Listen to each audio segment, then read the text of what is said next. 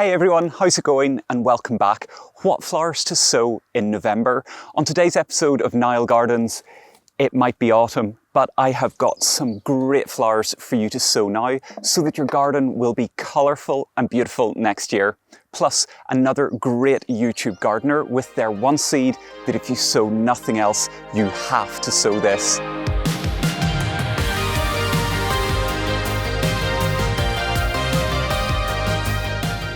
There's no denying that November is going to be a little bit of a tricky month to start seeds, and certainly starting seeds now will carry risk, but it's fun to give things a go. So let's get stuck into my seed recommendations. And remember, I live in Ireland, so my local growing conditions may be either a little or a lot different to yours.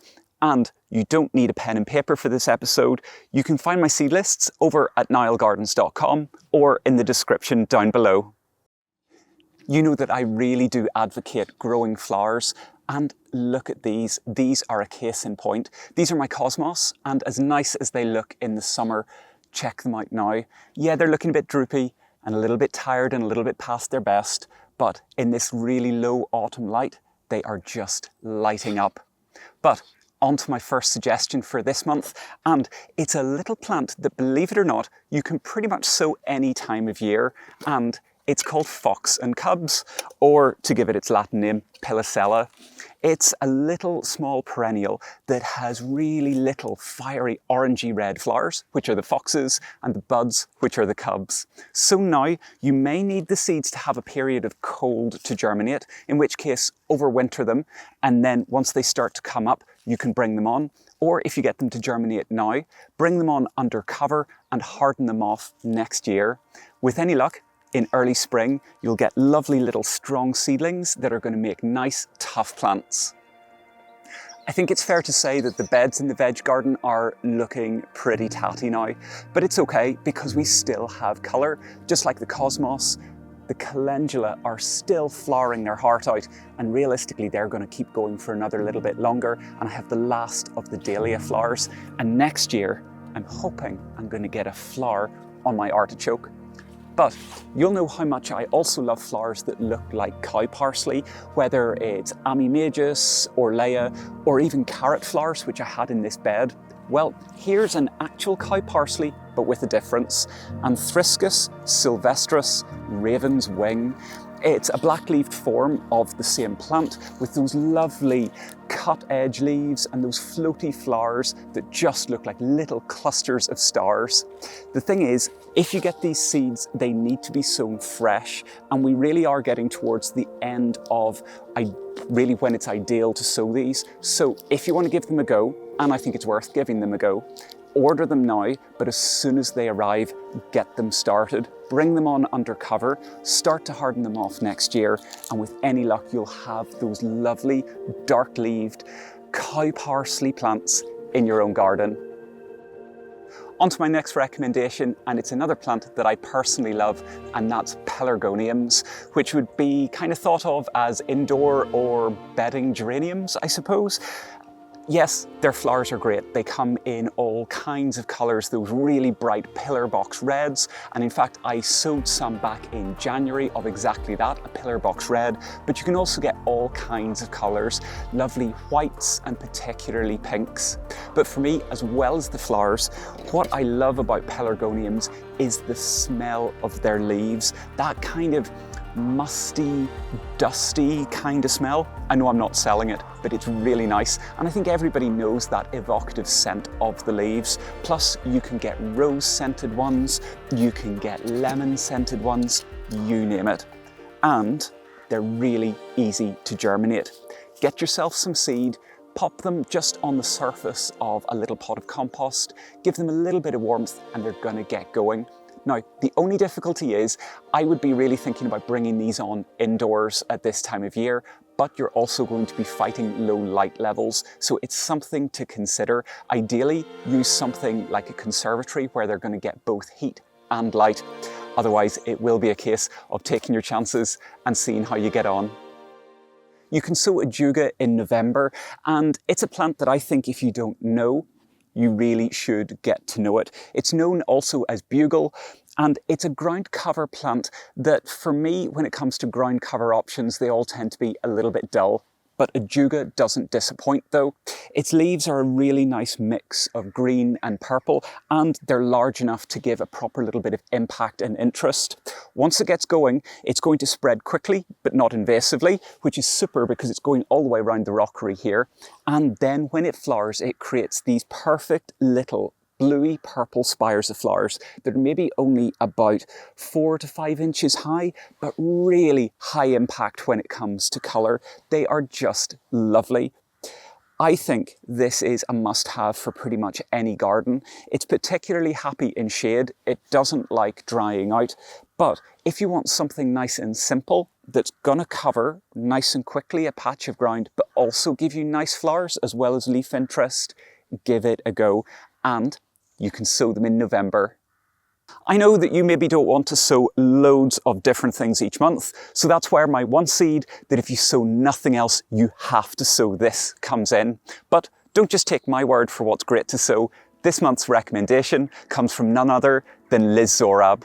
Hello, I'm out in the polytunnel today and the light is quite eerie because it's very early morning, but this is my favourite time of day to be gardening. Right, seed planting. So this month, November, if you sow nothing else, this is the one seed to sow.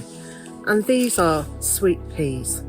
Now there's lots of advice, rumours, myths around growing sweet peas, and often people say to soak them first, to use a knife and sort of cut through the surface of them to allow the water to get in.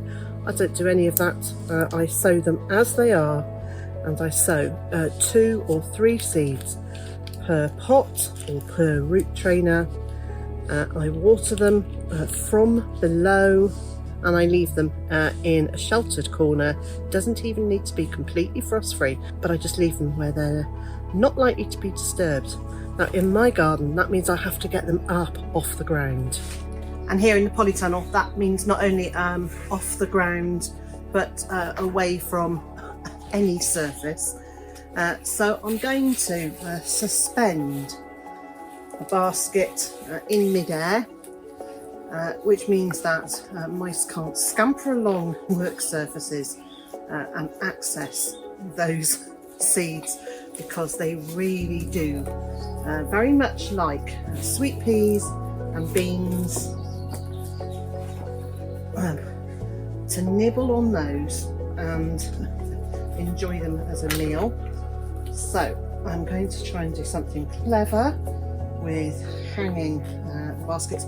I did this last year very successfully, and I managed to grow quite a lot of peas and beans out of the reach of small furry creatures who wanted to eat them for a meal.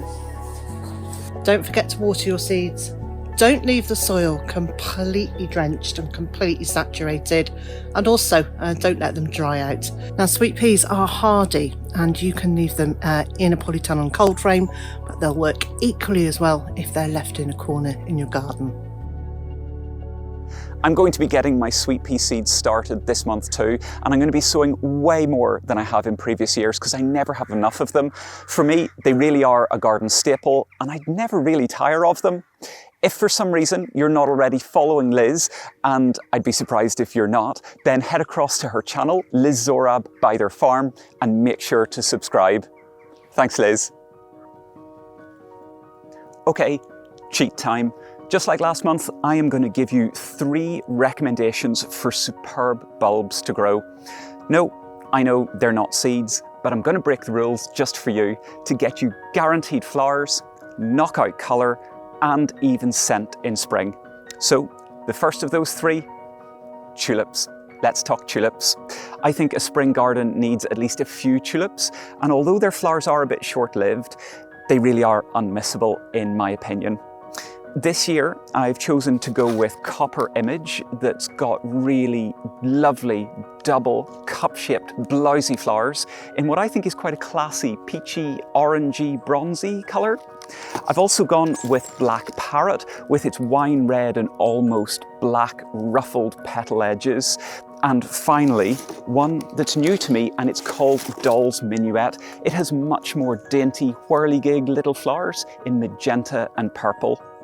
Go to your garden centre or look online and pick yourself a few, or maybe a lot of bulbs. Go on, I'm giving you permission to go absolutely wild, and don't hold back on the colour either. This year, I'm growing loads and loads of glorious colour, and I can't wait to see how they come out.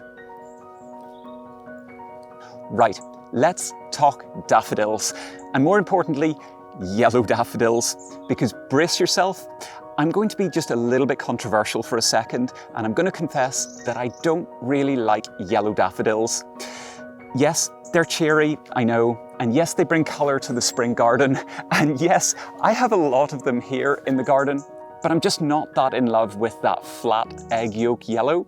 So when I choose daffodils, I go for ones that are just that little bit different, or at least that I think are that little bit different. And I've done exactly the same this year. This is Winston Churchill.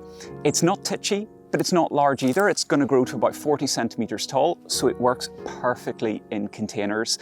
The flowers are white with a yellowy orange centre, and they're double, so they do just look that little bit more blousy and ruffled.